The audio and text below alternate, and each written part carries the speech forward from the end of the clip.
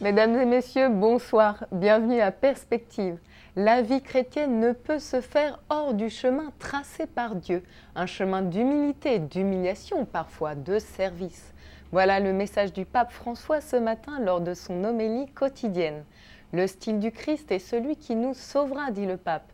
Il nous donnera la joie et nous rendra féconds. Si nous voulons suivre le Christ, il faut alors suivre son style et non celui du monde. En reprenant l'évangile du jour, le pape nous invite à marcher avec Jésus.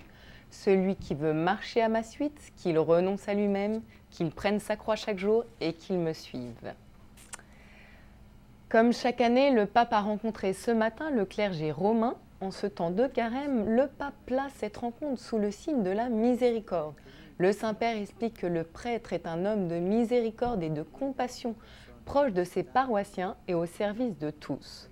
L'Église est comme un hôpital de campagne. Le prêtre a pour rôle de guérir les gens blessés par les problèmes matériels, par les scandales, y compris au sein de l'Église. Le pape revient d'ailleurs sur les accusations de pédophilie formulées en 2013 à l'encontre de plusieurs prêtres de Rome par un ex-prêtre, Patrizio Poggi. Chose étonnante, le pontife demande pardon aux prélats accusés pour la douleur qu'il a vue en eux. Pour finir, le pape rappelle que le chemin de la sainteté se fait à travers la souffrance pastorale, une des formes de la miséricorde, c'est-à-dire souffrir pour et avec les personnes comme un père et une mère souffrent pour leurs enfants. De nombreux événements, réflexions ou temps de partage sont proposés tout au long du carême pour comprendre le sens de ces 40 jours et bien vivre cette marche vers Pâques. Je vous propose de regarder cette vidéo réalisée par Padre Blog. 3 minutes pour convaincre, le carême rend-il libre?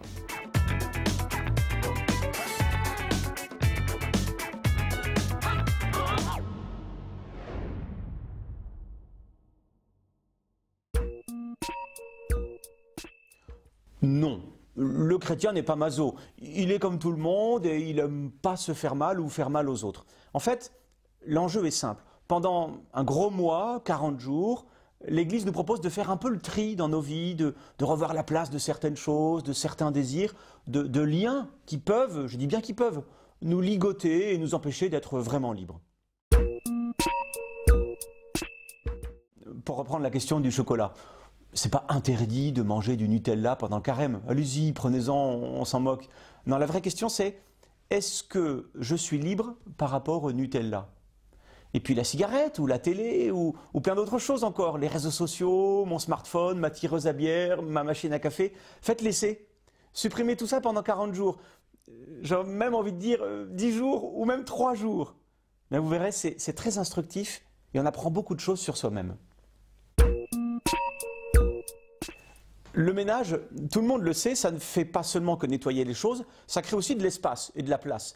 Et en acceptant de ranger mes désirs, de repérer si je suis ligoté ou pas avec telle ou telle chose, ben je fais de la place au plus profond de moi-même, ça crée un manque. Et justement, Dieu n'attend que ça, avoir un peu plus de place pour agir en moi.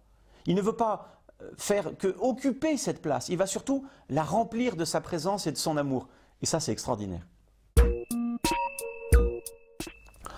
Non, il y a aussi d'autres choses.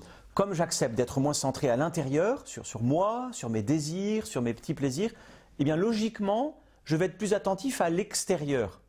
À Dieu, d'abord, par la prière, la messe, les sacrements, et le carême peut justement être un moment où Dieu sera un peu plus présent dans ma vie.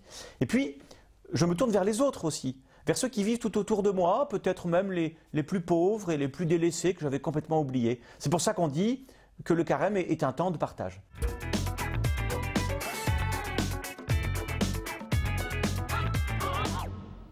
Et avant de nous quitter, sachez que tous les lundis de carême, Monseigneur Lépine, archevêque de Montréal, animera des catéchèses précédées du chapelet à la cathédrale Marie Reine du Monde.